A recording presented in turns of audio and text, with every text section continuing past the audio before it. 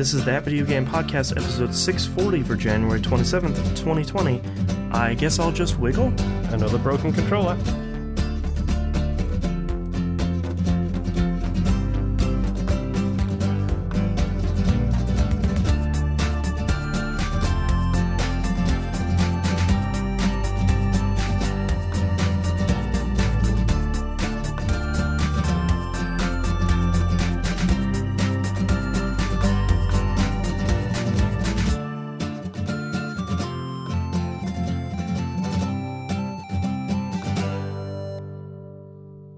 Welcome back to another episode of That Video Game Podcast. I'm your host, Boston, and joining me as always is Moonpeer. Hello. We are a man down this week. The NIMP does not have internet service, which is kind of important for a show that uses the internet to talk to each other. So, I don't know what you're talking about. He'll be taking a knee this week, getting a little bit of R&R, and come back and ready to talk about JRPGs next week. Patreon.com/E1M1, the ones and numbers. We have a brand new episode of Old Dog New Flicks this Friday. Yep. Since it's a super long month, the last Friday ends on the last day of this month. So there's a brand new episode. If you're not a patron yet, $5 level, you get 3-month early access to Old Dog New Flicks. You get 2-week early access to We Rogue Like It. You get the uncensored outtakes of us talking about the Arrowverse shows every week. Yes. Now, I guess just an Arrowverse show, which is just Outcast. Yeah, Patreon.com/E1M1. Dude, that's a great name for an Arrowverse podcast. Outcast. Oh, that's right. Man, all right. Well, I'm going to write that down. Yeah. Yes. Stamp it, data. This is copyright us. That's right. TMR, the whole thing.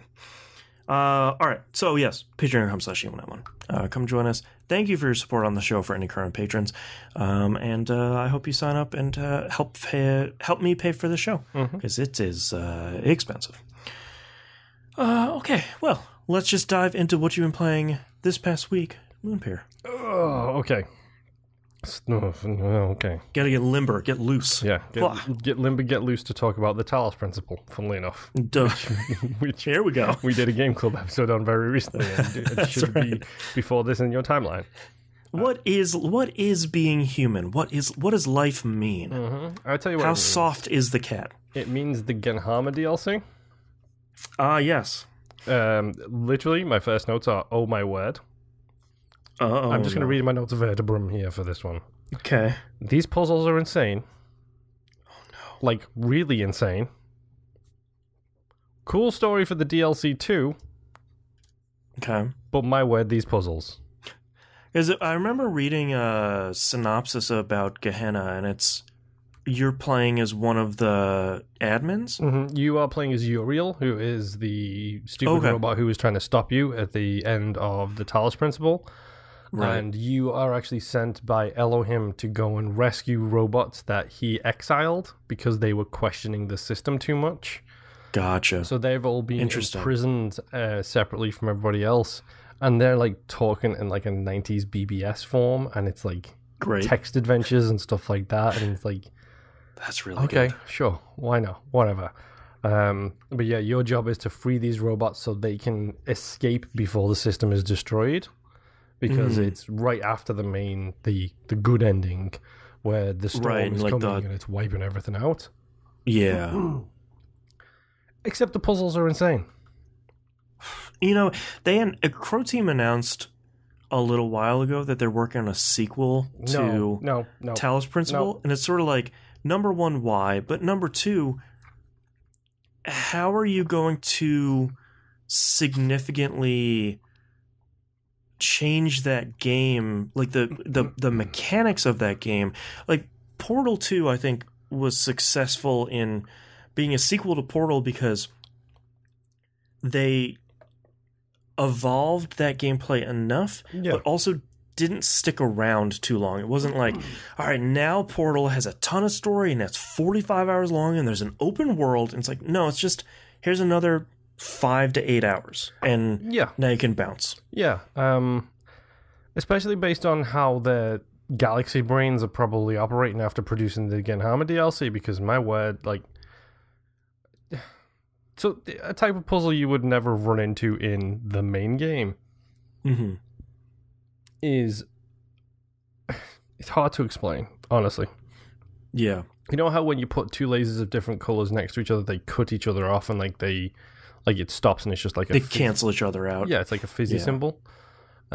Imagine deliberately doing that to stop one of the lasers from opening a door, and then doing it through walls so you can cut it off at this point to open this door, and then this point to open this door, and then at a different point to open a different door. Why? Why must you punish us so? And that's the easy one. Woof. It's legitimately some of the most insane DLC I've ever played. Like, that's crazy. I did 3 puzzles out of like 30. I'm done. I am done. Your brain has been squeezed. I literally don't understand what you're expecting me to do in this situation. Right. Like, it's crazy. And that when I saw that there was DLC, that was sort of my concern. It's like, well, the end of Talos Principle, the difficulty has been ratcheted up pretty significantly as it is. But it feels like a good solid flow upwards. Like it's a very... Yeah. Nothing is impossible, but I feel like the puzzles that you're already dealing with in the DLC sounds like it's moved past the point of this is fun and challenging into why am I bothering to do this? A little bit. I did it for the Sweet Chivos, obviously. Sure. Yeah. Thank you, Talos Principle. Game complete. Tick. I honestly, I think they're crazy. I think they... Yeah. Based on what I was listening to when I was following a video guide to solve these puzzles, because, my word, they're insane. One of the people was saying that he knew how to solve the puzzle just because he'd been playing a bunch of stuff on the Steam Workshop, which is where the real crazy people go to design their own puzzles. Oh, I didn't know it had support for Workshop. Yikes. So imagine your most crazy person that you know designing puzzles for this game. And they hate you. And the devs have, taken a little bit of that salt and then dipped it into the DLC. It's just like, really? Yeah. Like, another puzzle, other than the cut-off puzzle, this is another one. Now, I don't know if this is the way to solve the puzzle, the guy explains in the video, but you have a red and a blue switch, and the beams can only get to them by crossing over one another. Right. So you get them to cross over, and then they meet in the middle, and then they do the little fizzy spark thing.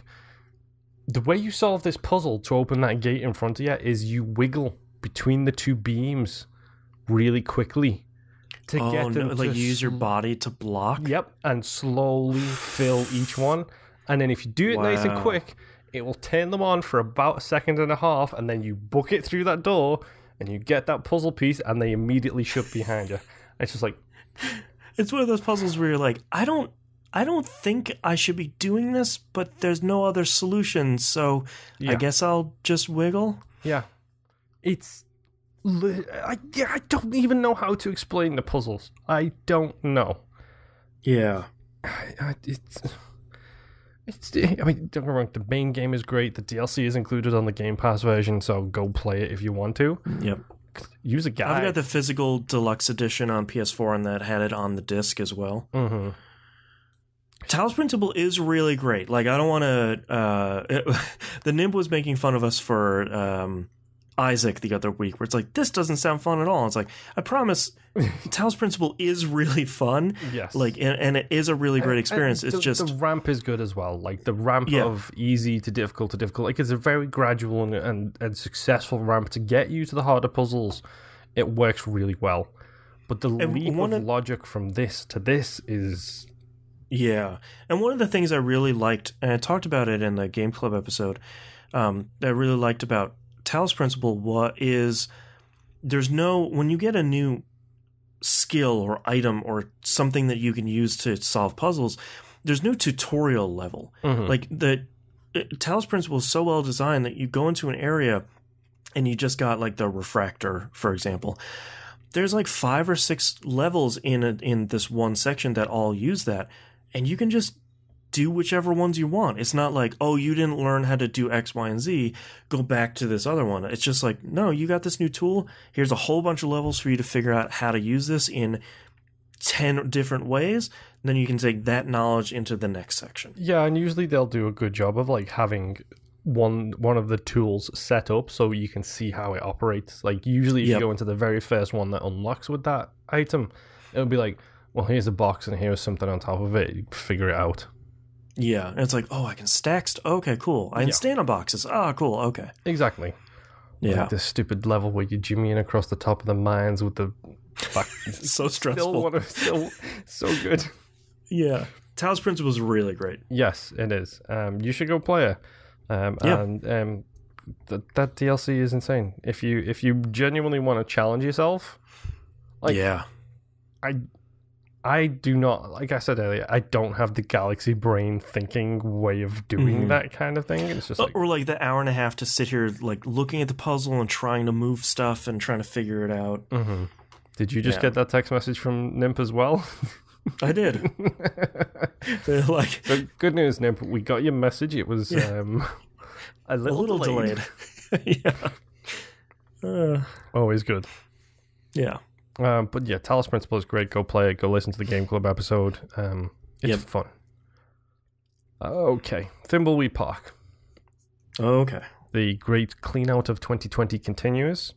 Yep. Thimbleweed Park continues. I don't like this game. Yeah. Did you ever finish this game? Did you even play this game?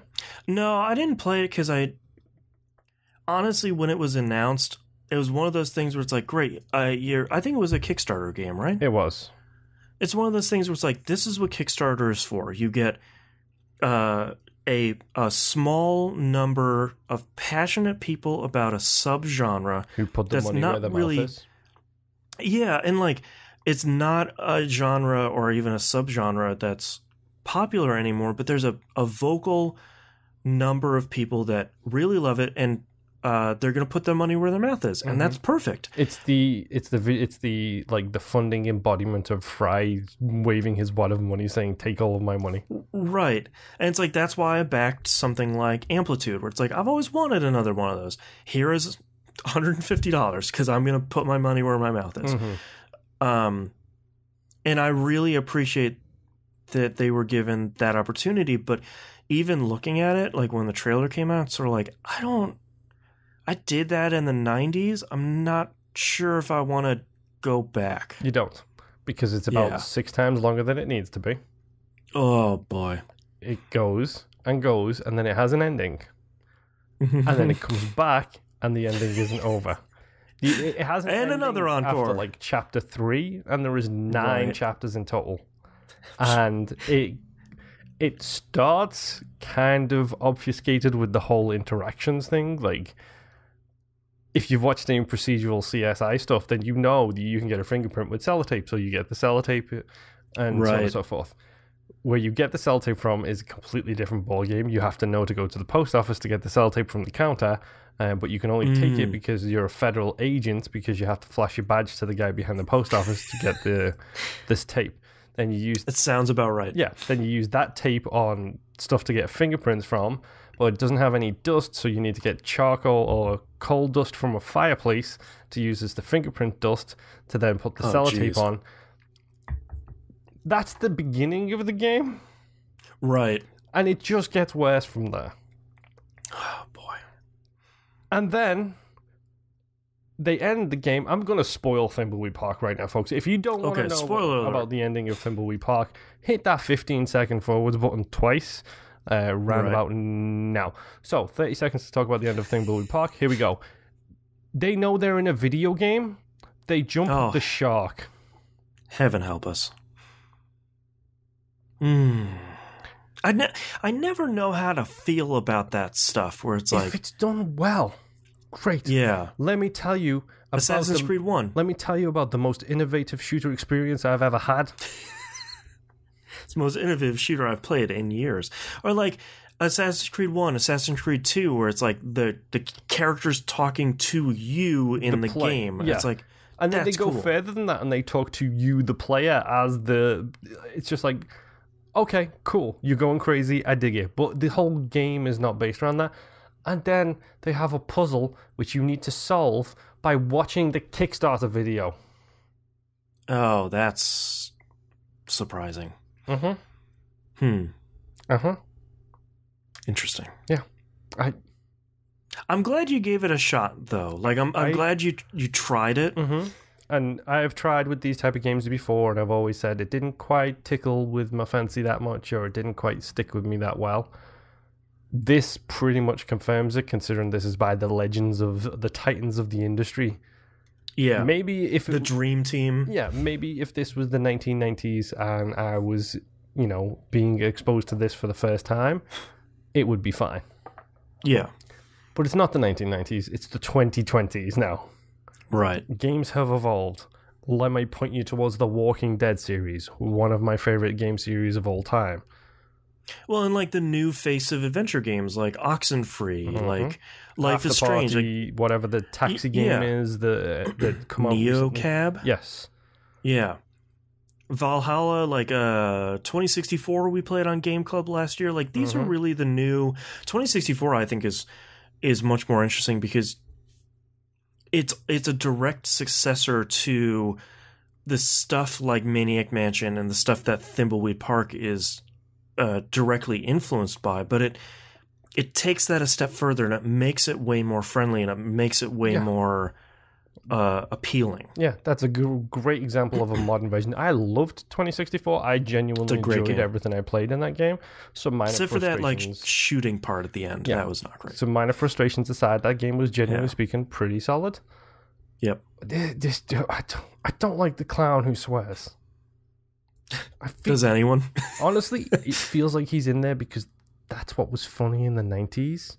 Sure. Imagine this clown who doesn't actually entertain people, he just insults people, and he insults them by swearing, so every other word out of his mouth is beeped. Yeah. Like, I get it, it's just not... Imagine listening to our Patreon-exclusive pre-show talks, where we have to beep the cursing. Like... It's just a long string of beeps. It's like he's trying to speak in Morse code, but he's not. Right. That's the real final puzzle, is the Morse code the swearing clown has been using. I don't know. I mean, it kind of sums up how I feel about Thimbleweed Park. Anyway, moving on. Thimbleweed Park, by the way, game fail for me. Yes, Game Pass fail. Yes, it's a Game Pass fail, and literally, I hate this note, but I had to write it. For superfans of the genre, maybe Game Pass. Right. Because I just had to go full on tropish for it. Yeah, you got to go with the X-Play. We give it a 3 out of 5. For me, it's a Game Pass fail. It's just fail. Yeah. No. And I will probably... Not for you. I'll probably be avoiding point-and-click adventures for some time. Thank you, Thimbleweed Park, for teaching me my lesson. But you gave it the old college try, and you tried a new genre, and you found out it's not for you. Dude, I tried an old genre. I had 2 old genres. That's true. The reanimated corpse of point-and-click adventure games. Yeah. But yes. Thimbleweed Park, whatever. This is The Police 2. This is our current Game Club game. I'm only mentioning this in passing so both me and Boston can mention it. Go and play this game right now. Cross that off my list because I was going to talk about it. Yeah, I just failed my first run through. Moon and I were... I love the images you're posting on Twitter, by the way, of the cars on fire. When you fail one of those XCOM missions, like, apparently it is just the end of the world. I made a choice in my playthrough that I thought in this series history, like it likes to do. I made a choice that seemed I needed the money. I needed the money, and I made a choice that seemed very small that would get me a little bit of money, and the ripple effects were disastrous. And in one text pop-up that came up on screen with a couple of lines, that the game was failed at that point. It just, I needed to let the whole thing play through, and it went really bad. Yep. Yeah. The Police 2 so far, very, very interesting. I think you and I were really surprised when they announced it, where it's like, oh, you're going to do another one. You're making a sequel. Right. Number 2, you're putting turn-based strategy elements into this? You put an XCOM in there? Like, that's a little strange. Stuff, the strategy, the, like, XCOM style stuff works pretty well. And so far it's good. I'm on my second playthrough now, which is very much like, all right, now I know what I did. I need to make some different choices here. And it, the sort of famous choice from the first game, the very first choice you have to make is like, hey, this group, they're going to boycott you unless you fire all your black officers. Do you want to do that? And it's like, no. Why would I do that? And game's like, okay, man, there are going to be consequences to your choices. No good choices here. And boy, does The Police 2 continue that, where it's like, yep, I have a question for you that seemed small, and you know the reality of how big it's going to be. What are you going to do? It's the old bad choice simulator. Like, yep. Very much like The Walking Dead, where it's just like, I hope people get this reference, but maybe not. Either way is risky. Right. Is like, it's the quintessential decision-making tree for This Is the Police. And This Is the Police 2. It's like, choose what you want. It ain't going to go well either way. Yeah. I do have to say, though, the one thing that they have significantly changed from the first one, if you played the first one along with us and you had some difficulties with it, one of my biggest problems with the first one was every time you send out a bunch of officers for a call, it was always this dice roll. It's like, is the officer going to make it back? Is the offender going to die? Are they going to shoot them? Are they going to... Yeah, are they going to crash? Yeah. But thankfully, this Jimbo Jangles in chat says the police will remember that. That's right. They never forget. Yeah. One of the most interesting things about this game is you send out your officers like before. You have a minimum skill level that you need to send out. But now when you go and send the people out, there are a number of 3 choices every time where it's like, oh, this dude's on top of a car with a gun. What are you going to do? X, Y, or Z. Mm-hmm. And then you get to choose one of those choices and then apply one of your officer's skills to that choice. Yep. So like, if somebody's carrying a taser, you can then unlock the taser option, zap him, everybody's fine, he gets arrested, nobody comes home. If you do that, you've got to try and make sure that the person with the taser has got a good shooting skill level. Right. I have seen them miss those taser shots. Yeah. And I think that's a really smart way of handling it, instead of saying, well, here's just the dice roll. Hopefully you don't lose an officer that's really good. It's like, no, I'm going to send that person out on a difficult call, have them use their negotiation skills that are totally leveled up, talk everybody down from the situation, and then everybody comes back successful. It's like, I like that there's a loop in the game where your investment into your officers is paying off on calls, as opposed to, no, you have to stay here because you have like 800 points and you don't get to go anywhere. Yeah. I'm liking the investigations as well. Just as a pro tip. Yep. There is a maximum of 5 clues, just so you know, so you're not wasting days looking for more clues when you've got 5. The maximum number, like at the top of the investigation screen, it gives you clues, like pieces of paper. Yeah, the little piece of paper. There is 5. When you assign police officers to that to do the investigation, it's based on intelligence. Oh. And you can change the role they do. Sorry, I didn't know what you were talking about, because every time an investigation comes up, I just Google it. Because that's like the part of the game I don't really enjoy, which is like, okay, which one, who's lying in this, and how do I have all the clues, and do I have the... I love that stuff. But yeah, don't waste days looking for clues. There's 5. Yeah, good tip. So far I'm in... To no one's surprise, I'm enjoying This Is the Police 2. I have a lot of stuff. I have like over a page of things to talk about in our Game Club episode, which is, the months are super long, so we'll, talk about it in probably 18 weeks or so. Yep. But But yeah, if you haven't tried it, I would say if you're not going to play along with us, they reference the story of the first game a lot. And almost immediately as well. Yeah, so if you want to play, if you want to get the full story, it's probably not a bad idea to at least try a couple of playthroughs of the first one, especially since it's so cheap. And then kind of carry. Only thing I kind of wish I could have carried like my save file to the second one, where it's like, here's all the choices you made in one of your playthroughs. Which one do you want to bring forward? Honestly, I'm just glad we got a sequel.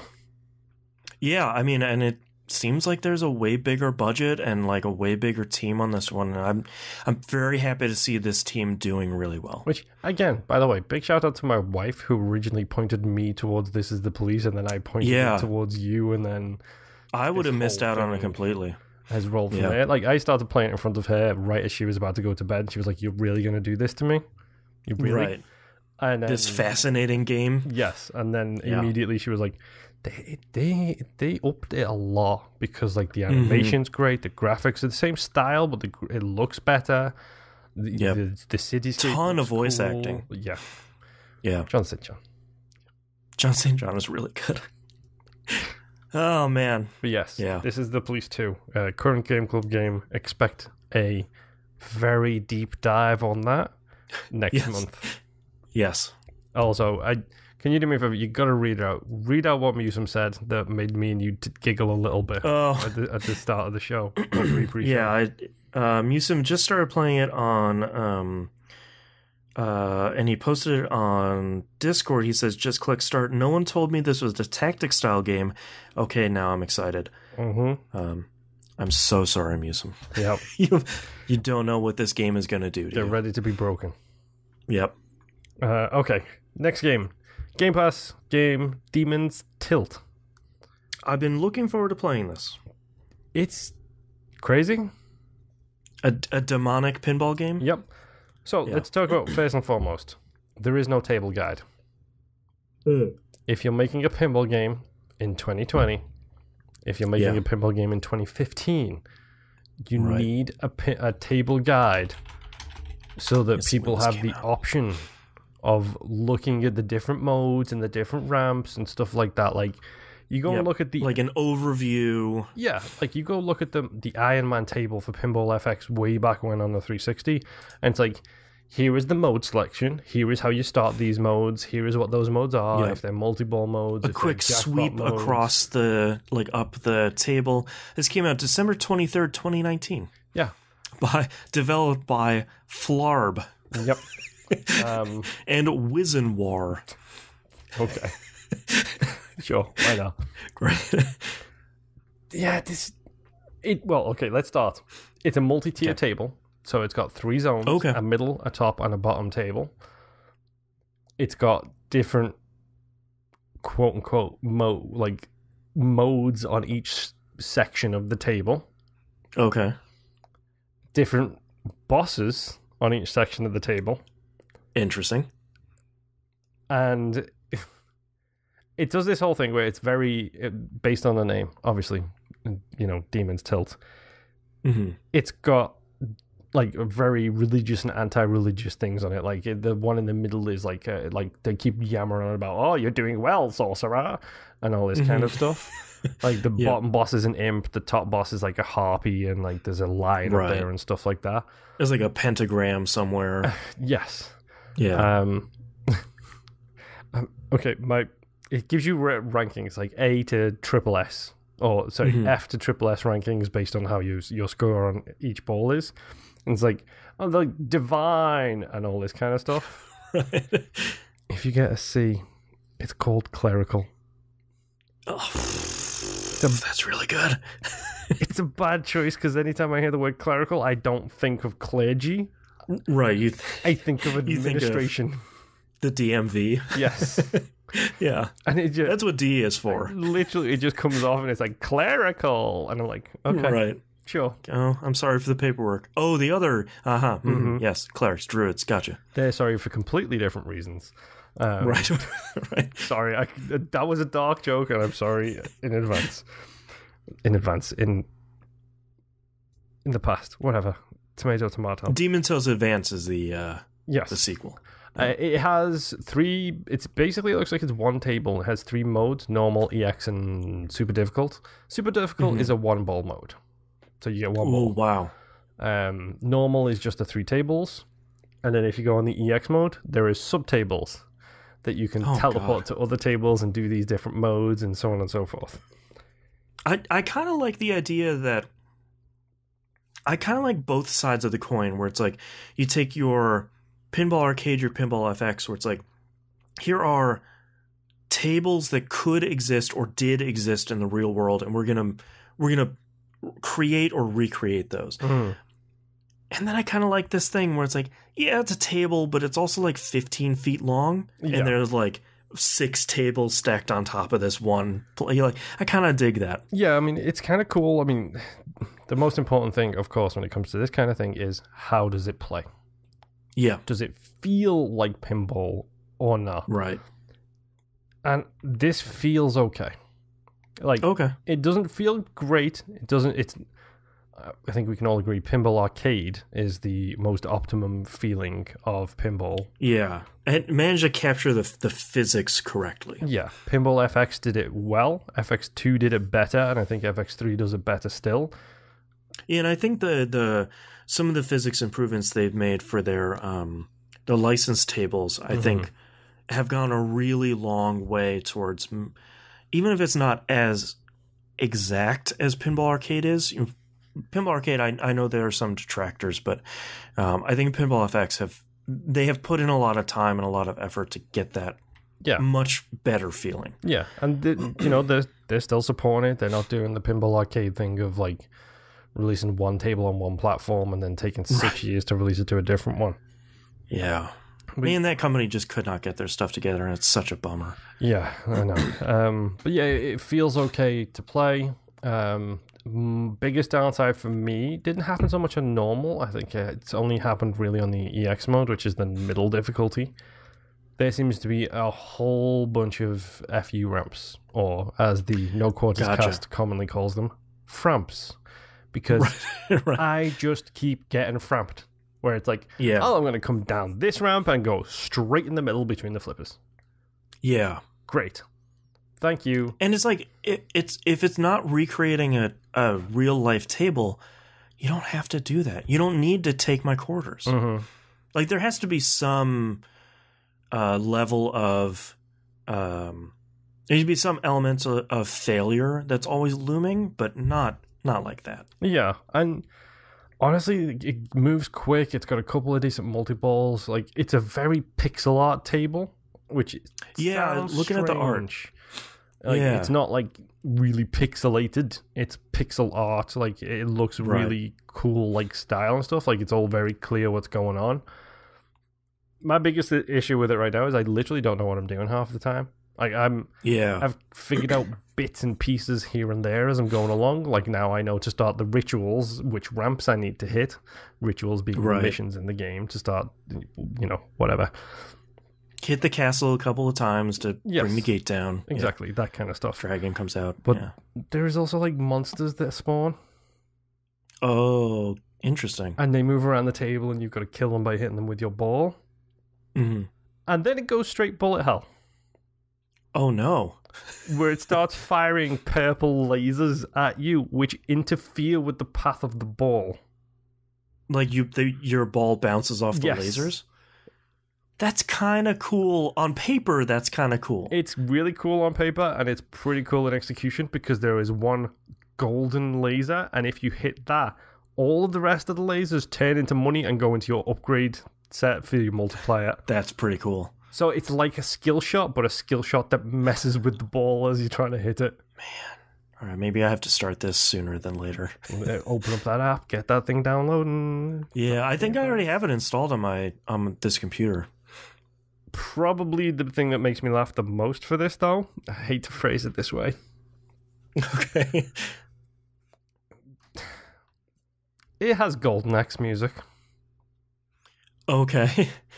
And it's amazing how much it sounds like Golden Axe, but kind of like a WCW version of Golden Axe where there's like one note off. And it's like, this is the music for the start of the first stage in Golden Axe. Like, everyone knows that soundtrack. It just has that same tone, that same sound, that same beat, that rhythm to it. And it's just like, right. It's like, are you using the Genesis chip? Is this Golden Axe? Because you sound like Golden Axe. Like, did you license it? Yeah. I don't even care if you play the game. Go listen to a video of it. Boston, between this section and the next section of the show, please insert that sweet Golden Axe music right here. Okay. Not the Golden Axe one, the Demon's Tilt one, please. Right. Insert it right there for me, just because it's insane how much like it sounds like crazy. Golden Axe. But yeah, I'm actually enjoying it. I've put maybe 2-3 hours into the table so far, and it's just... The funny thing is, my wife just bought a whole bunch of new games, and literally, like, I'm shutting down a pinball game to open up a different game, and she's like, "You like pinball, right?" It's like, come on. I do, yes. Yes. You know me. I like pinball. Yeah. But yeah, it's cool. Give it a shot. It sounds cool. My final game this week, the one everybody's talking about. I mean, literally everybody. Thank you, Monkey Senior, friend / co-host of the show. I like how you were trying to figure out what it was until I said that. Well, I was wondering if you had like picked up, what was that game, Temtem, the Pokemon RPG, the Pokemon MMO? No, I haven't. I was wondering if you were like, I'm secretly playing. I'm 150 hours in a Temtem. That's all I'm doing. I was like, oh, okay. No, I'm good, thanks. I don't need to play that or any. Is that the name? Yeah, Temtem. Okay, it is. So yeah, it's Dragon Ball Z Kakarot. Of course, it's Dragon Ball Z Kakarot. DBZ GTA. Yep. 100% this is just an RPG, dude. Yeah. Like, it's literally kind of like an action RPG where you get to fly around, smash the punch button a bunch of times, fire off a couple of Kamehamehas, destroy some robots, meet up with people from various iterations of Dragon Ball and, you know, chat to them for a little bit, and then punch some more people. There is about 1 million systems in this game. So another fine DBZ video game. There was a lot of systems in here, dude. Like, a lot of systems in here. Okay, so obviously you got the open world, you got the different characters.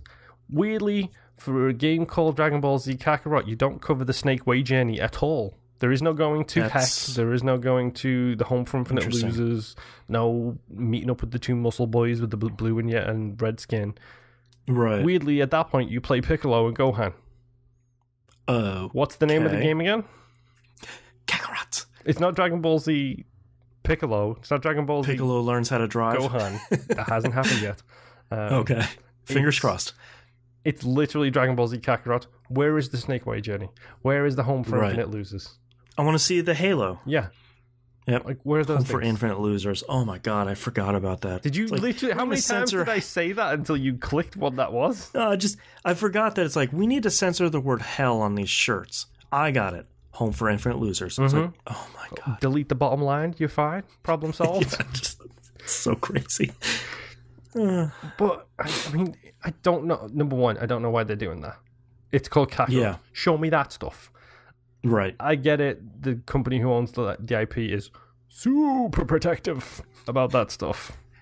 But let me run across Snake Way, in real time, like I'm climbing up that ladder in MGS3. Yeah, and play a sick-ass song while you're doing it. That's right. 100%. Song is dope. Yes, it is. Play every iteration of the Dragon Ball Z intro music as you're going along Snake Way. That's right. Every single one. Just slight tweaks every time you get to a next checkpoint where it just loops it. So good. It's okay. So yeah, I've got that bit out the way. That's fine. I've just beat Vegeta. So to give anybody who's a fan of Dragon Ball Z knows where that means. Specifically, the first time you beat Vegeta, when you send him packing off and he's on his way to Planet Vegeta, and everyone's talking about going to Namek so they can bring everybody back to life. Why would anyone bring Yamcha back to life? I ask again. I still don't know. Yeah. Let me tell you, they nailed the Yamcha hole. Like, him lying in that hole, they nailed it. I did see a screenshot of that, and I was like, yeah, that's good job. Mm-hmm. He still sounds like a surfer dude, and it's so dumb. I hate him. I mean, it looks gorgeous. Like, it really does. It looks great. It has that same thing that all of these kind of games have had, where it's the third person behind the shoulder combat. It's the thing that made me not play Jump Force. Yeah. My kid is very excited. Yes. But in this case, it's really weird because while you're flying around with people, like let's say where you're Piccolo training with Gohan, or you're Goku flying around with Piccolo to go... Ignoring his kids. Yes, ignoring his kids, being a terrible father. Yeah. When you get into a fight, they do assist moves. Oh, wow. Name 2 fights in Dragon Ball that have ever been decided by multiple people fighting one person. I can tell you one fight where that happened. That is one more than I would be able to. It's Raditz. Yeah. It's okay. Piccolo and Goku against Raditz. Every other fight in that, it's like, no. Don't get involved. I've got this. This is between me and them. Yeah. Don't you dare get involved, Kakarot. This is between me and Frieza. And so on and so forth. This fight is personal. Exactly. They don't team up. Yet weirdly enough, when you're flying around the open world and these stupid robots from the Red Ribbon Army attack you, you sure can fire a Kamehameha and tell Piccolo to fire a special beam cannon at the same time. Can I also say I really like how much the Red Ribbon Army is in this game, and they are not featured that much in Z. This references Dragon Ball so much. One of the first people you meet who you do a side story for is the Frankenstein's monster-looking android who's really friendly from Dragon Ball. Wow. I saw the dinosaur from the Red Ribbon Army too. Like, there's some original Dragon Ball cuts in there. Yeah, there's some deep cuts. Yeah, right now, I've literally just hit the point where I am at an intermission, as it's called in the game. AKA... So a recap episode. AKA, this is where we do the recap episode, followed by all of the stupid side stories that nobody cares about. Like, I don't know, learning how to drive. That episode is still good. I don't care what anyone says. So I've got all that stuff in front of me now. Like I said, I just finished basically the Saiyan arc of it. So I've finished the Saiyan saga. Next, we all know, is the Namekian saga, and then the Frieza saga, and so on and so forth. So I'm at an intermission. So I now get to go and explore the vastly empty open world. Oh, boy. Collect a whole bunch of gubbins to do stuff with I don't know. Fly through some rings. Fly through some orb rings. It has orbs, so thank you, Crackdown, for your horrible, horrible influence. Oh, man. They don't make noise. The one thing they have to do. And they respawn. Oh, how dare they? Like, why? Yeah. Make them worth more and not respawn. Problem solved. Yeah. Then I don't have to fly around like an idiot collecting the same coins. I like that you have Sonic Ring Syndrome, where it's like no ring gets left behind. No. And it's even better because there was small rings and the big rings. Oh, no. Fly through the small rings, get them all, great. Fly through the big rings, you get the half of it that you're on. Oh, no. Yeah. Kakarot. Or stick an activation orb in the middle. The second you collect that one in the middle, it gives you the whole of them. That's fine. Right. Like, there is so much wrong with this game, and I still love it so much because I can literally just jump in, hit B a bunch, and then hit like L trigger and Y and fire a Kamehameha and kill people. That's great. I literally don't care. I'm going to take out my frustrations. I just want to do that, and then I want Gohan to turn into Teen Gohan to have probably my favorite moment in the entirety of the show, which is the father-son Kamehameha. Yeah, that's dope. I don't care what anybody says, that's the best moment in Dragon Ball Z, period. Still cool. I want him to use that as a support item. Because he can, if you're flying with him, you can tell him to use special abilities. So I want him to do that. Also, they have team-up moves, which is called Z combos, where you literally, like when their super meter is filled and they're on your team, you hit both bumpers, and then they do this combo move where it's like punch, punch, punch, fa, and then the other person catches them, punch, punch, punch, fa, back the other way. That's cool. There's Apologies for my kid in the background. I don't think she wants to take a nap. Probably or not. a bath. But it's so referential. It looks so cool. It's kind of awesome. It's kind of terrible. I'm feeling a little AP vibe coming on here, but don't hold me to that at the end of the year. Mm-hmm. Oh, I forgot to mention, by the way, about the whole. There's an encyclopedia. They don't call it that. They don't call it that. You're okay. I think it's called like the Dragon Ball Encyclopedia or something. They don't go as far as I went with it. Have some punny fun with it. But it's full of like notes and stuff like that, and like backstory, Dragon Ball, whatever. There's items. There's cooking. You can cook meals to increase your stats. Oh, there is. So it really is an RPG. There is a community hub. Oh no! Where it's literally a series of like symbols across the top based on specific specialties. So on the far left, the first one you unlock is a Z. And then next to that, there's like a muscle, an arm muscly thing. Right. And next to that, there's a plate with a knife and a fork on it. And then next to that, there's something else and something else. And then there's Kame's logo, and there's a spanner and a wrench and something else. These are communities. These communities have community leaders. And the community leaders unlock that community for you to put soul pins onto the communities, and then you increase what happens. So for example, the little Z one, that's the Z fighters. Yeah, their community leader is, as much as it shouldn't be because he's not fit to lead anything, Goku. Right. So then on his thing is a bunch of his pin is in the middle, and there's a bunch of little holes around him. And then you unlock your sphere grid, if you will.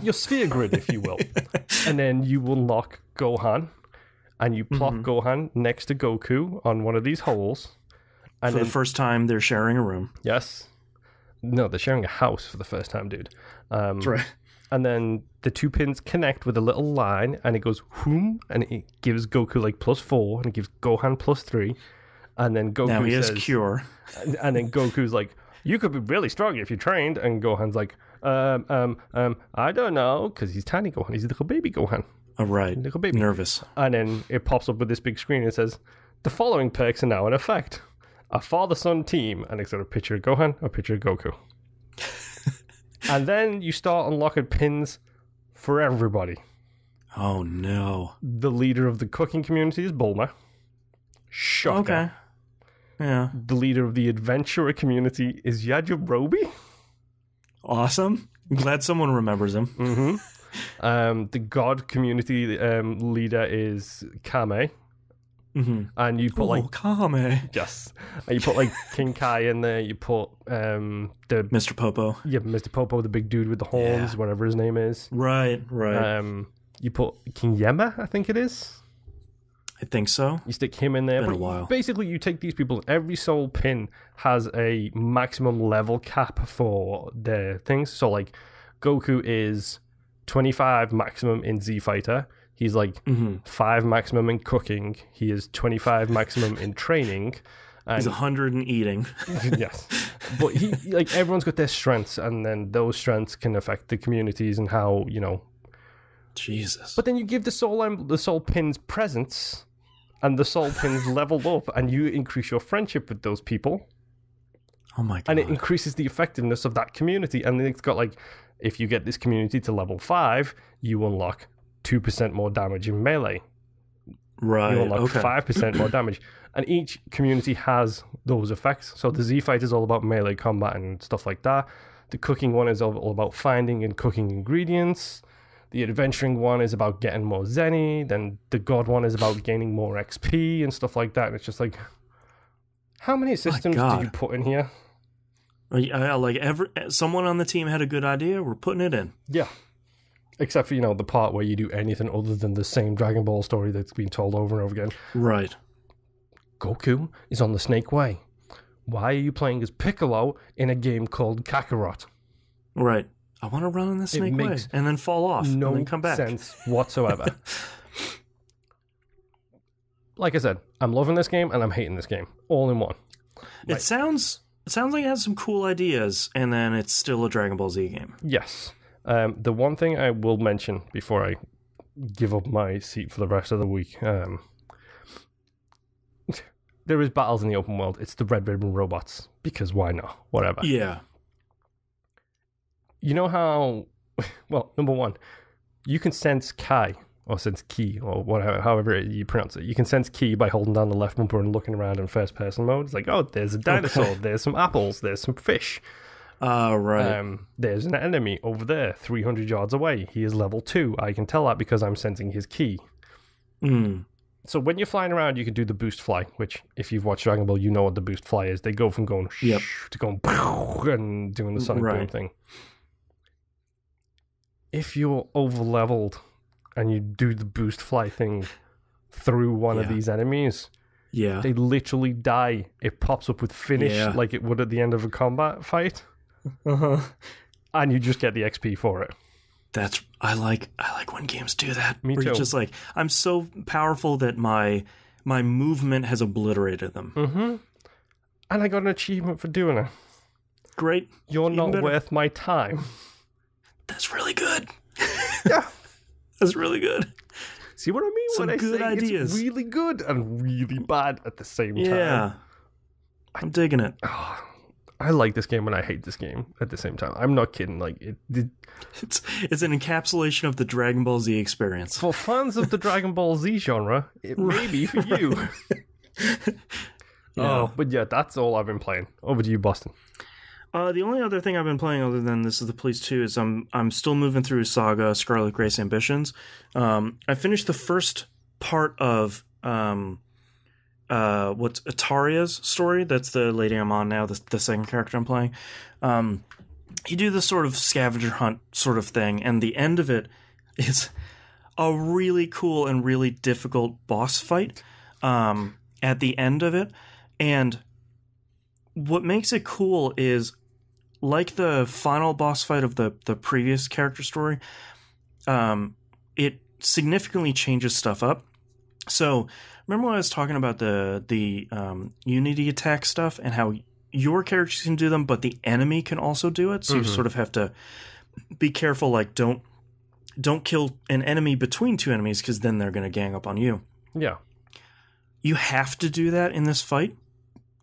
And what happens is you're fighting these basically fireballs, and it's really cool because you're really trying to manipulate and push your teammates, your characters away, and trying to mush the enemies together as much as you can to take one of them out so that they'll unity attack. Is what happens is when that happens, the boss absorbs those enemies. They don't actually attack. The boss absorbs enemies and sort of like overheats himself. And if you do that a whole bunch of times, the boss just leaves. Interesting. So it's this really cool idea where you're trying to manipulate the game into doing something you don't want to do to make the boss run away, because anytime you hit the boss, you do 0 damage. So you can't just overpower it. But yeah, this game is really great. And after that first chapter's over, you basically go back to your home base and you find out that you didn't resolve the problem. So the whole storyline of this is the Taria makes pottery and she's unhappy. Something is she has some magic and she's unhappy because something is interfering with her magic and it's not making her pottery correctly. So now she has to go out and explore the world and find out what's messing with magic. And it's like this really great small storyline where it's like, yeah, that's kind of dumb, but all right, that's kind of what I love JRPGs for, where it's like, yeah, I can't make my pottery right, let's go. Yeah, it doesn't have to be the end of the world every single time you hit a new game on anything. Yeah, and like you're sort of really good examples of that. That's right. I'm just going to manage one tiny little town. So it's kind of cool that you're stumbling into really important stuff just to fix your pottery. But I played a lot of This Is the Police 2 this week, so I didn't get a chance to play it. You seem to have a problem right now with that thing. Well, it's really good because it's a game that I can pause really easily. So like even if I'm in the middle of managing a day, I can pause it, I can take a break, I can deal with my kid where she's freaking out about something, and then I can kind of go back and listen to some more jazz music. Yeah.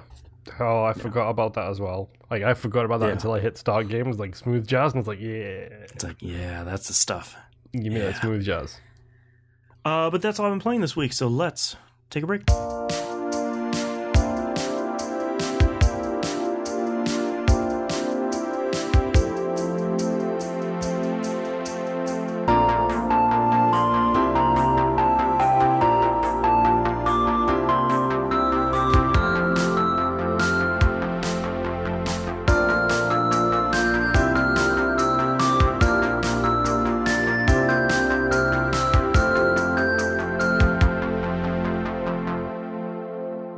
Let's talk releases for the week of January 27th, 2020. Video games are coming out again. Oh, no.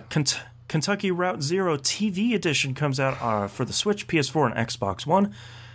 This, finally, the 5th episode of Kentucky Route Zero is coming out. Only 10 years after it was announced. Yeah, 7, I think. I'm very, very excited to finally play this, because the recommendation has always been like, yeah, it's coming out episode by episode, but like, man, you can, like Life is Strange, you can just wait. It'll be out any day now. And then I've been waiting for a while, so I'm excited to play this sometime. Act 1 came out on January 7th, 2013. 7 years ago. I thought it was 7 years, yeah. So it's coming out, and everyone really loves this game, so I'm really excited to check it out. Game Pass Pillars of it. What's up? Game Pass. Yeah, Game Pass. Pillars of Eternity 2 Deadfire comes out PC, PS4, and Xbox One. I know somebody who's going to be picking that up. Yeah? Nimp. Come on. Yeah, it's true. Warcraft 3 Reforged comes out on PC and OS X. This is... I knew that they were remastering this, but I didn't really know how far they were going. Contains everything from Warcraft 3, its expansions, and then rebuilt models, update graphics, and 4K support. Mm-hmm. So, just like with StarCraft 1, it's sort of like, here we have updated it, it will be good for another 15 years. I wonder if they're going to use that then to redo the original Dota. With all the new models and the 4K support and everything like that. Yeah, who was that? Ice Frog did the original. Yeah, well, he now works for Valve. Well, they now work for Valve, I should say, because nobody knows who that is. That's right. Still, which is incredible. Mm-hmm. Coffee Talk comes out PC, Switch, PS4, and Xbox One. This is reminds me a lot of Valhalla. We were talking about sort of the new face of point-and-click adventure games, and this is that cool like NeoCab where it's like there's the trapping of you being a barista and doing a job, but it's mostly about interacting with these people and getting the orders right, and kind of dealing with people time over time and day over day. So yeah, that game looks pretty cool. Coming out in early access, Cook Serve Delicious 3. This time you're working in a food truck making its way across a war-torn America. Oh, so it's set in the future. Yeah, like next month. Yeah. But this looks really great, and I like the idea that Cook Serve Delicious is still getting sequels, and they're just kind of leaning into it being really weird. Yep. Speaking of really weird, Avian Attorney Definitive Edition comes out on the Switch. So if you wanted to play Ace Attorney with birds, Avian Attorney is the game for you. What was it? Hatero Boyfriend started this whole Hatful Boyfriend? Yeah. I still need to play that, because I know it's one of those games that it's like Doki Doki Literature Club. It's like, it's not what it looks like. Mm-hmm. But like the game where you date tanks. That's exactly what it looks like. Yeah. All right, let's move on to news stories. It's been a while since we've had a TVGP PSA. Final Fantasy VII Remake, Part 1. Pre-orders through the Square Enix store need to be confirmed unless you're in the European Union. So if you're in North America... Hold on. What? They need to be confirmed? Yeah, so Square Enix is weird, as we all know. And their store is really crazy in the best of times. So basically, sounds like there was a problem with their store where, since the game isn't coming out in March 23rd, the day of games in 2020, you need to go before like February 28th, I think it is. They sent you an email with a button. Click the button to say, yes, I still want this game. If not, they're canceling your pre-order. Oh, okay. And this is for digital stores? No, this is for the Square Enix store only. Okay, so it's just Square being Square. Okay, that's fine. Yeah, it's Square being Square. So if you have this pre-ordered, you haven't accepted it, please go do so. If you're in the EU, please read the email, because for a lot of people, clicking the button cancels your pre-order. Because it's Square! So, what I'm learning from this is people in Europe grew up playing Japanese import games where it was circle to confirm, and people in America grew up playing American where it was X to confirm. That's right. Yep. Hashtag Square. Good times. Yeah. Square being Square. Next news story, Disney is selling off the Marvel Strike Force developer Fox Next. This is... I didn't know they owned them, number one. They owned them because 20th Century Fox owned them. Oh, so, like, through the transitive property, like, now Disney owns everybody. This is also relevant to my interests, so please do. Yeah, and that's why I wanted to talk about it on the show, because Marvel Strike Force said that last year, in its first year of release, they made $150 million in microtransaction revenue, which is a lot. And I'm sort of surprised that Disney would want to get rid of that, although they're kind of slashing and burning Fox in general. I think the thing with this is you got to look at this multiple ways. Like, it's something similar to when two big companies meet. You don't need two accounting departments. You don't need two whatever. And I think... You don't need 13 Marvel fighting games. Exactly. You don't need 13 studios who make Marvel mobile games. When you sell this company, you have every right to say, we will take 50% of your earnings because you are using our licenses. Right. Yeah, and probably the other reason is Fox Next is working on a massively multiplayer strategy game based on the Avatar franchise. So I wonder if Disney is sort of saying, like, we don't want any part of that. So you can... We own Avatar now. Well, oh boy, do we not care about it in the slightest. Yeah, because Avengers is doing really well. So yeah, sort of surprising. It seems like one of those decisions where it's like, obviously we don't run any sort of game development or game publishing place, but it seems on the outside like it's one of those products that just kind of makes you money in the background, and you just let them do what they're doing already, because they had a very successful first year. Yeah, there's a reason Activision bought King. Right. And it's like you just kind of let them continue doing what they're doing. But I guess not. That's one of 2020's most surprising stories so far. And let's wrap this up with our weekly next-gen console check-in. No, move on. I don't care. What have we learned about this week on new consoles? The back ports of an Xbox One are out, and it looks like the back ports of a console. Moving on to our next segment, questions. T-Bomb Rocks in Discord says, with the rumor that Xbox is looking to have a superhero game exclusive on the Xbox Series X, has me thinking, take a tangential break. The completely unfounded NeoGAF of all places rumor this week has been Microsoft is looking to get a Superman game as an Xbox Series X exclusive with no developer or publisher attached to it. Okay. So again, take with a mountain of salt that anyone is, number one, making a Superman game. That was going to be my main point. Right. And number two, that it isn't Rocksteady. Yeah. Who wants to? Who would even care? The only people who've made anything even close to Superman good is the Mortal Kombat crew. Yeah, with Injustice. Yeah.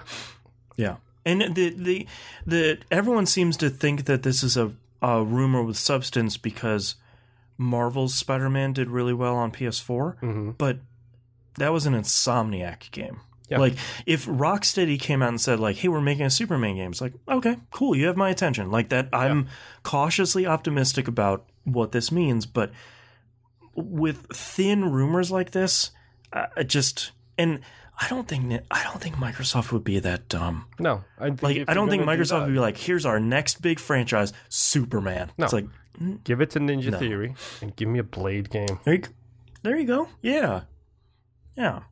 What superhero that's never been in a video game before would you like to have their own game? Let there you go. Tell you about Blade. No, he had a game that was hot garbage. Let me tell you about the Punisher. Oh, wait, no, he had 4 games and 3 of them were hot garbage. I'm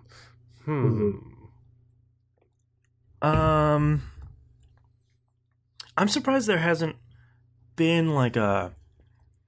I wish 4-player co-op games have performed better at really any point, because you could probably make a cool, like, Fantastic Four 4-player co-op where you have to combine your skills to get through puzzles. It was on the 360. It was hot garbage. It was a movie license game. Well, there we go. Yep, there we go. I mean, Moo was always great. We've been talking a lot about Arrow. Can you make like a cool Tomb Raider skin? Like an Arrow Tomb Raider skin? You know, I'd actually love that. You're surviving on the island. I got it. The first game could be the island. The second game could be a city. And the third game would be the introduction of the rest of the universe. We got it. Hi, Microsoft. This is your in. You make an Arrowverse series of games. Hire us. TVGPfans@gmail.com. You can contact us. Yeah. I think the thing is we're like, cheap. The problem is you pick any superhero, the majority of them are gods. When you get right down to it, like that's why Batman works so well, is because that's a dude and he's got a lot of gadgets. In the Rocksteady games, if you take too many hits too quickly, and by too many I mean like 4, you're done. Like, it's real easy to die as Batman, but you can't make a good Wonder Woman game. You can't make a good Superman. That was giving me my example. It's like, what type of game are you making out of Wonder Woman? Like, yeah. And don't get me wrong, the new guitar riff for Wonder Woman is incredible, and she is amazing in everything I've seen her in. She has the best scenes in Justice League. Like, oh yeah, go watch on YouTube the Wonder Woman. Even if you're not a fan of DC movies, go watch her introduction in the Justice League movie. It's one of my favorite 4 minutes of cinema ever. Okay, it's so good. Yeah, I if you want to make like a super popular thing, let's just make a battle royale for DC characters, and 100 random DC characters all drop into an island, and you get to play as Calendar Man. It's called DCUO. That's true. That poor game. That was a cool game. It was a cool game. Okay, so a superhero who's not really been in a game. I'm going to take them all. Excuse me for She-Hulk in the background. I'm going to take Ultimate Alliance out of this. Because you can't really call that being in a game. Honestly, I'd love to see someone take a crack at and somehow nail a Flash game. How do you make that game? Because, like it or not, the Flash is the most powerful superhero in the universe. He is more powerful than Superman. I don't care what anybody says. He's got time travel, man. He's got time travel, and he can run so quickly you have no idea. How do you make that into a good game? Do you do the origin story and like how he develops and trains? Gets faster over time. And you make an homage to Nobody Can Stop Mr. Domino. He's always running. You just gotta manipulate the play field to get him through the obstacles. Quap starring the Flash. Perfect. Why not? How do you run back? Cannonbolt, automatic runner. Oh, that would actually be really good to do it. A Flash auto runner would be cool. Yep. Maybe that's what Meat Boy Forever will be when it comes out, sometime this year. Yeah, allegedly. Actually, I'm gonna shout out to my wife's favorite comic book people here. Give me a good video game based on the Runaways. Yeah, that could be cool. Because here, you could do like a modern adventure game based on them. Think of Plays the Dinosaur. Something like GTA 5. Big open world, switch between the characters. Each character have got their own special skills, their own locations, their own home bases. That would be a cool concept to try and intertwine that story together. Yeah. And then everyone has such unique abilities in that comic. It'd be really interesting to see them try and pull something like that off. Yeah. That would be... I like that. That would be pretty cool. Next question here from T-Bomb Rocks. Need for Speed Heat is getting time saver microtransactions in the next update. Shocker. So apparently Need for Speed Heat is pretty cool.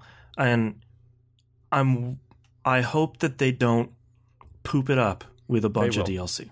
No, they are introducing time saver microtransactions while also tweaking everything else to take longer. I give you Metal Gear Solid 5. I mean, there's no proof of that right now. Sure, but I mean, it's the next step. I give you Metal Gear Solid 5 when the online side of that suddenly hit, and all of a sudden everybody, if they were not connected to the internet, lost 75% of the stuff that they had collected. That was so bad. That was genuinely really bad. Mm-hmm. What real life time saver would you like to have in your life? Super speed. Yeah. Can I buy DLC that just my kid can get potty trained without me having to do anything? Because I'm really sick of fighting that fight. The Sims. Yeah, I do. I need to give them the book to read, and then they learn the skill point from it. Yeah, it's like, oh, now I know how to use the potty. And I was like, great, thank you. I mean, that would be cool. Like, I know. I realize I know Kung Fu. That is how this stuff works. You read a book and you learn something. I understand that if I wanted to learn coding, I would need to read a couple of books. I'm talking about read. But I want to read one book for 5 minutes and then know everything there is to know about. Right. Put the cartridge into the Matrix, and now I know. Mm-hmm. Now I know French. I mean, I'd love super speed just because you get so much done. Like, house is clean, done. I can play video games now. Yay! Hooray! I mean, that would be the number one. Would be basically skill books, where it's like, like you want to know something. Here is a book. You literally sit down, you flip the pages like you do in a video game, and then you know it. Yep. Now I can fix my fridge. It's like, all right. Yeah, I think that would be the best. That's the catch-all where it's like, I read this book. Mm-hmm. Now I can fix motorcycles. I did it. Now I have to buy a motorcycle so I can fix it. Jet Ice 182 in Discord says, out of all your gaming achievements, what is your greatest accomplishment? Are we talking legit achievements or just general achievements? It's gotta be the Isaac 1001%. Platinum God. Yeah. Yep. That's probably up there for me, if I'm honest. Because that's... That one was tough. It's a trial. It is. I mean, there's that.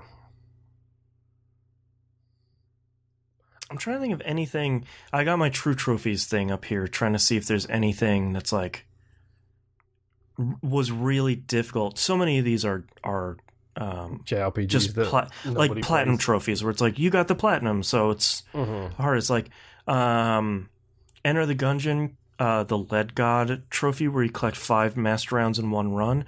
That was so basically you have to flawless all 5 bosses in one run, and that was incredibly difficult. Yeah, I mean, most of ours will probably be roguelikes. I mean, one that I think is pretty cool and I'm not proud of is NBA Live 15.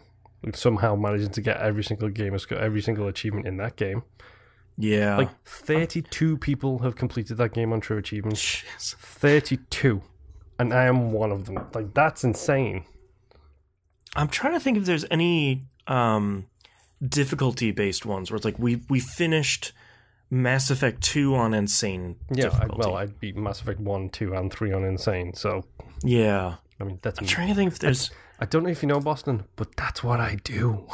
Oh, I'm well aware. That's sort of what prompted me, is sort of like what difficulty-based things have we done that we're really proud of? I finished Kingdom Hearts 2 on the hardest difficulty back on PS2. Yeah, proud mode was always a nightmare.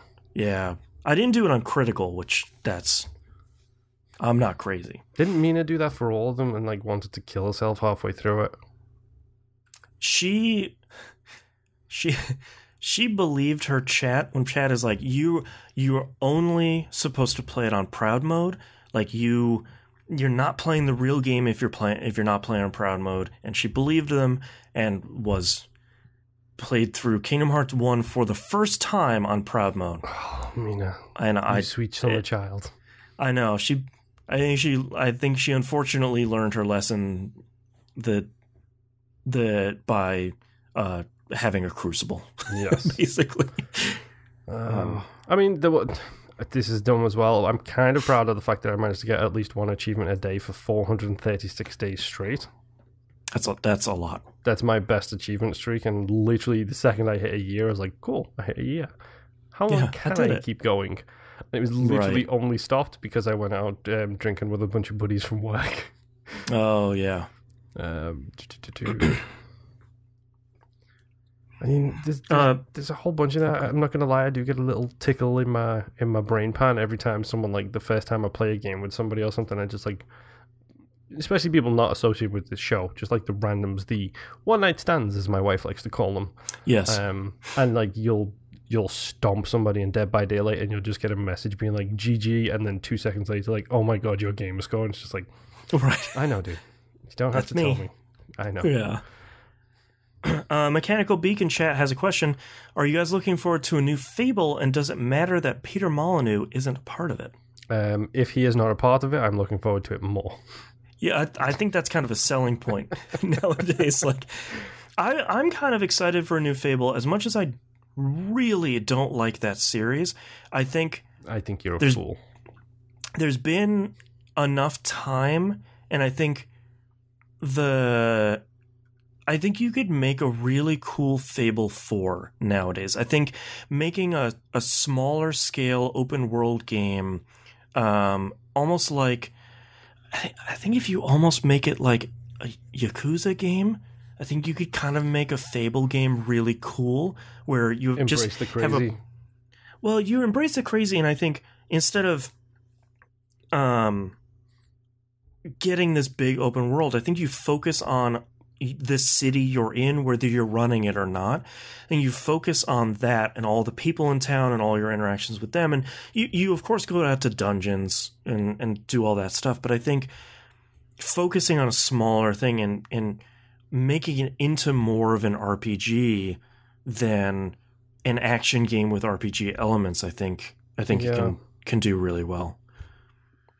I mean, I don't know how Yakuza got so good, considering they're basically just like text adventures with brawling sections, essentially. It's the same town too. Mm-hmm. For now 8 games. It's that one Judgment. It takes place in the same area, and it's every time you're back in Kamurocho, you're like, "Yep, I'm back. Let's do this. I'm excited. I'm pumped. I know where all these cities are."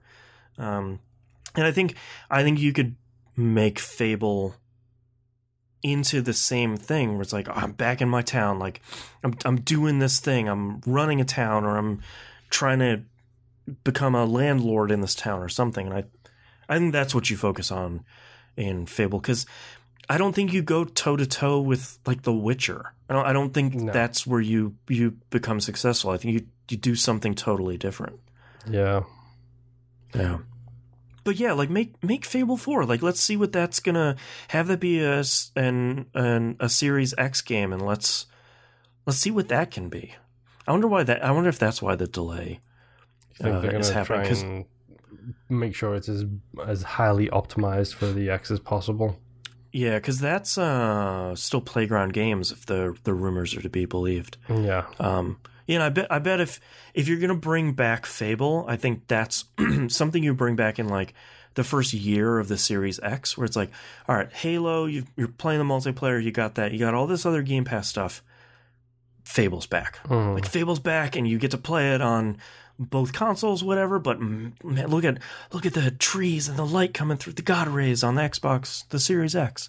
Yeah. We're available for marketing support, Microsoft. 100%. If you need us. Quick rewind onto the achievement question again. I totally forgot to mention the Splinter Cell games way back when on the OG Xbox. The fun achievements on that side of thing was playing that with my dad, and we would literally do challenges, like homemade challenges for each other to see who could do what better. And he went through the entire game and fired 3 bullets. Wow. And I went through the entire game and fired 2. Yeah, there it is. It was literally just this throwdown of who's going to do what. You've got to do this without firing, without shooting, without doing anything, stuff like that. Just hold up 2 fingers and be like, I did it. Mm-hmm. I did it twice. Yeah. Also, speaking of achievements, you see in the news story this week that FTL is finally getting Steam achievements. I know, and they're going to try that's actually on Game Pass, I think. It is, yeah. And Game Pass he's on going PC. to try and put the achievements in that too. Cool. Nope, I don't need that, thank you. Well, the game already had in-game achievements, so it's just now they're just Steam achievements too. So FTL is really great. If you haven't played it, go play FTL. That's great. And then go play Into the Breach because I kind of think it's better.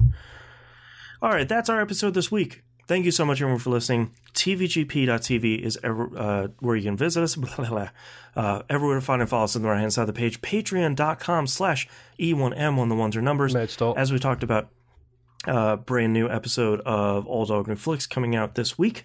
And if you're not yet a $5 a month subscriber, that's the best tier. And you get everything we do. Anything above and beyond that is just... greatly appreciated. That was literally you get a message from me that came out of your mouth then, by the way. And if you sign up, you get a specialized message from me as a thanks. Game Club, as we talked about a lot in this episode, we have a lot to say about This Is the Police 2. Come join us, play it, hang out in the Discord server. There's a channel for Game Club. There are a lot of strats you can share and funny screenshots to share and talk about, hey, I made this choice, and then whoops, everything went wrong. Yep. We roguelike it. If you're a patron, we just did our most recent ranking episode. We announced the next game that we're going to be playing. I think that's it. So we'll see you all next week. Bye. And literally, Louise just meowed right outside the door as well. So nose is so itchy. Okay, hit me with your titles. Literally hit you because I'm a bit far away for that. No, thank you. Are you sure? Just mail me a piece of paper. I'll smack myself in the face with it. Okay. Well, considering I write everything down on my tablet now. Well, I don't want to use your tablet. Yeah. Ooh, a tablet. No. Okay. I guess I'll just wiggle. A little delayed. Mm-hmm. I don't like this game. Games have evolved.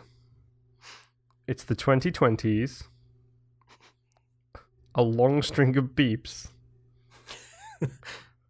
I tried an old genre. The police will remember that. Framps. I keep getting framped. Home for Infinite Losers. Just to fix your pottery. Game where you date tanks and square being square. I have How Soft is the Cat? I guess I'll just wiggle. Your Sphere Grid, if you will. A long string of beeps, and the police will remember that. I guess I'll just wiggle is the one I've put a check mark next to. I think that's the one that tickles me the most. Yeah. The police will remember that, I think, is a good one, but I think we've done a title like that before. I think every video game podcast has at least one of those titles by law. They remember that titles? Yeah. Well then.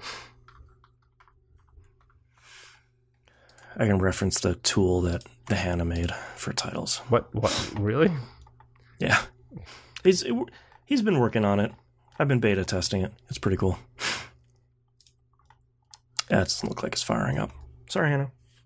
I would still vote for, I guess I'll just wiggle. Yeah, that's probably going to be mine too. Here we go. Remember. Groot will remember that, episode 511. There you go. There you go. Okay, I'm voting for, I guess I'll just wiggle. Yep. Sounds good to me. Okay. Circle in, let me know when you're ready. Highlighted it. I don't suppose Don't Stop Moving singing Don't Stop Moving Baby is appropriate? I guess. I'm assuming you haven't heard that song. No, I don't think so. Okay, it's not appropriate. Let me just tell you that right now. It's not. Okay. If it isn't in an episode of Paw Patrol, I haven't heard it. Oh, so good to know Tool are getting their appropriate recognition in Paw Patrol. Yeah, that's right. Maynard James Keenan is joining as one of the Paw Patrol. MJK is kind of a good dog name. That's true. Okay, let's go. I got nothing, but let's go. All right. Starting in 3, 2, 1. This is That Video Game Podcast, episode 640 for January 27th, 2020. I guess I'll just wiggle? Another broken controller. All right. Thank you very much, everyone, for listening and watching. That is our episode. We appreciate you. You're our favorite. And we'll see you next week. Oh, you know. And you can stop recording.